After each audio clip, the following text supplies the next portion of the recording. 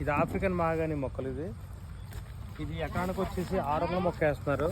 ఇది కార్పొరేట్ అంటున్నారు కానీ వుడ్ 9 సంవత్సరాలకు మనకి టేక్ లాగా వస్తుంది. ఇది ఆల్టర్నేటివ్ టేక్ అని చెప్పి వేస్తున్నారు. కమర్షియల్గా అయితే మాత్రం చాలా బాగుంది. ఇప్పుడు దాకా ఇన్కమ్ తీసుకొని లేరు.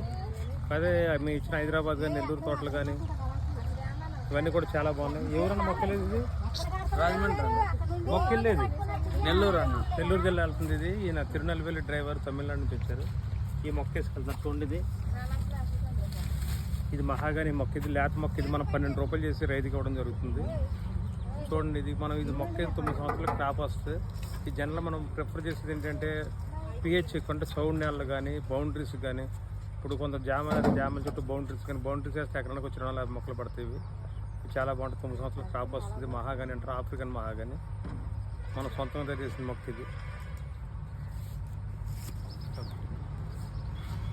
ఆ బళ్ళు కూడా 2 బళ్ళు వచ్చి